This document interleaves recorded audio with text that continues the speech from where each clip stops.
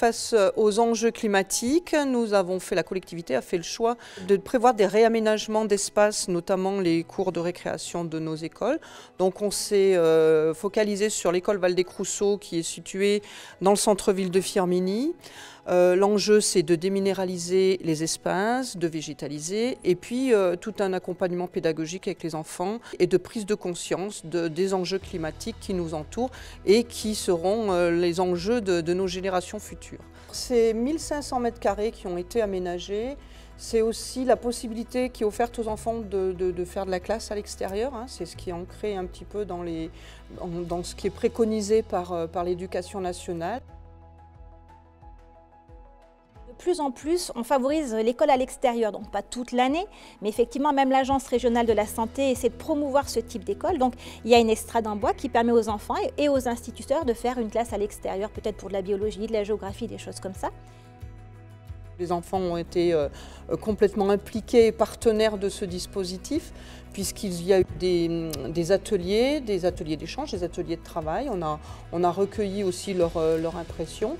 Donc c'est vraiment un travail partenarial autour de ce projet, enfants, communes, Saint-Étienne Métropole et puis tous les intervenants qui sont venus sur ce projet. C'est un projet à 176 000 €. Donc Métropole nous a accompagnés à hauteur d'à peu près 20 000 €. L'agence de l'eau Loire-Bretagne nous a accompagnés à hauteur de 23 000 € et la préfecture, dans le cadre du plan de relance, nous a accompagnés à hauteur de 28 000 €. Donc au niveau technique, ce projet avait deux objectifs importants. Déjà, faire face aux augmentations de température, notamment en période estivale, parce qu'on a atteint des températures à plus de 39-40 degrés dans des classes. On a la chance d'avoir des écoles vitrées, donc c'est un avantage et un inconvénient. Du coup, on a mis des arbres hautes tiges pour permettre d'éviter, quand c'est la période été, de monter au-delà de certaines températures, mais par contre qui permettent en hiver quand même de laisser passer la lumière naturelle pour éviter d'avoir à allumer les néons, par exemple, ou l'éclairage LED. Donc ça, c'est le premier point. Le deuxième point important, c'est par rapport à l'eau. Donc des cours comme ça permettent de végétaliser une partie de l'eau, donc d'éviter le ruissellement. Qui dit ruissellement dit inondation, donc d'écrouter, ça permet de laisser pénétrer l'eau et cette eau pénétrée va alimenter en eau naturellement toute la végétation qui aura été mise en place.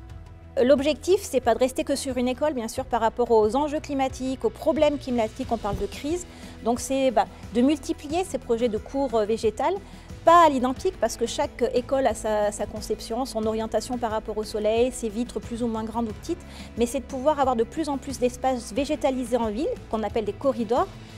Métropole Saint-Étienne parle de la trame verte et bleue pour refermir la biodiversité de manière globale et favoriser des niveaux de fraîcheur qui permettront en période caniculaire de favoriser une température moyenne plus adéquate à la vie humaine.